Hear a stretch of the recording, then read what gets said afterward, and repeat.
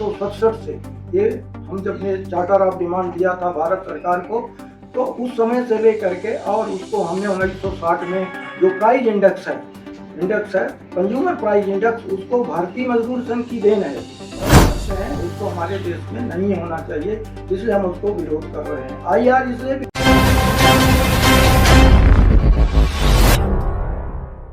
बताया है कि 4 लेबर को, तो हम 2 कोड का क्यों विरोध कर रहे हैं, 2 कोड का समर्थन क्यों कर रहे हैं। क्या है, भारतीय मजदूर संघ की हमेशा मांग रही है कि किसी भी मजदूर को यूनिवर्सल सोशल सिक्योरिटी ऑल ऐसा सबको मिलना चाहिए। तो सोशल सिक्योरिटी में हमको कुछ उपलब्धि हुई है, माने नीचे से लेकर गड्ढा खोदने से लेकर के किसान से सबको सरकार ने सोशल सिक्योरिटी को मान्य किया है, इसलिए हमने भारतीय मजदूर संघ ने उसका समर्थन किया है।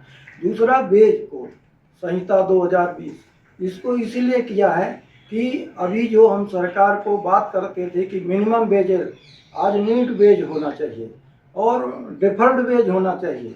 ये डिफर्ड वेज हमारी बहुत यानी विलंबित वेतन जो हम काम करते हैं उसका एक दिन का एक घंटे का डिफर्ड वेज होता है, तो हमको आखिरी में वो डिफर्ड वेज विलंबित वेतन हमको मिलना चाहिए। इसलिए भारतीय मजदूर संघ की 1967 से ये हम जब ने चार्टर ऑफ डिमांड दिया था भारत सरकार को, तो उस समय से लेकर के और उसको हमने 1960 में जो प्राइस इंडेक्स है कंज्यूमर प्राइस इंडेक्स, उसको भारतीय मजदूर संघ की देन है।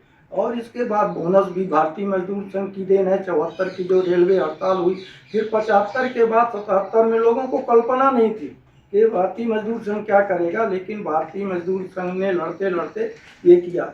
वहाँ से चलते हुए अभी जो है हम नेशनल कैंपेन कमेटी के माध्यम से सरकार किसी की भी हो, हम उसके लिए लड़ाई लड़ते हैं। तो अभी जब सरकार ने किया तो भारतीय मजदूर संघ ने विरोध किया, जिसमें 2 भारतीय मजदूर संघ के सामने पूरी सरकार झुकी, और 2 जो हम जिसका विरोध करते हैं वो है ऑक्यूपेशनल हेल्थ एंड सेफ्टी जो वर्क एंड कंडीशन, ये जो खतरनाक उद्योग हैं और जो बहुत सारा है, तो उसमें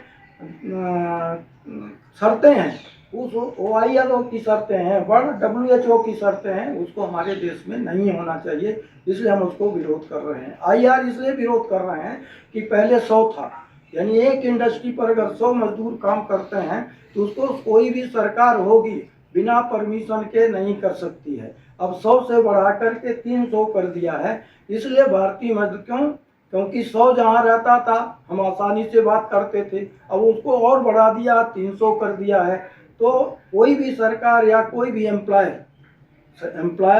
प्राइवेट एम्प्लॉयर और गवर्नमेंट एम्प्लॉयर कोई भी इसको बंद करने की कोशिश कर सकता है, क्योंकि उतना मजदूर नहीं होगा, 258 नहीं रखेगा, 255। इसलिए हम भारतीय मजदूर संघ जो है वो विरोध कर रहा है, और सरकार ने हमको आश्वस्त किया है कि हम इस चीज़ को हम एप्रिसिएट करेंगे।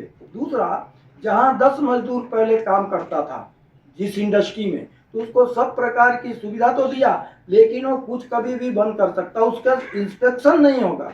लेबर कमिश्नर को दे दिया, लेबर कमिश्नर पूरे प्रदेश में एक होता है, वो कहाँ जाएगा। पहले लेबर इंस्पेक्टर रहता था, किसी भी इंडस्ट्री में मजदूरों से मिल करके वो उनकी शिकायतों को, ग्रीवांसेस को समाप्त करता था। अभी ये नहीं है, इसलिए हमारी मांग है कि जो 10 पर किया है 50 बढ़ाया है, कोई भी ठेकेदार 50 तक के मजदूर का शोषण करेगा, कोई जाएगा नहीं। इसलिए हमारी इस पर आपत्ति है कि इसको जो है पहले जैसा किया जाए, और लेबर इंस्पेक्टर को भी इंस्पेक्शन के लिए पावर होना चाहिए, डिलिबरेट होना चाहिए। इसलिए हमने भारतीय मजदूर संघ इसको, और सरकार लगता है मुझे कि सरकार से बातचीत चल रही है। अभी भारतीय मजदूर संघ ने चाइना में जो गया था वहाँ भी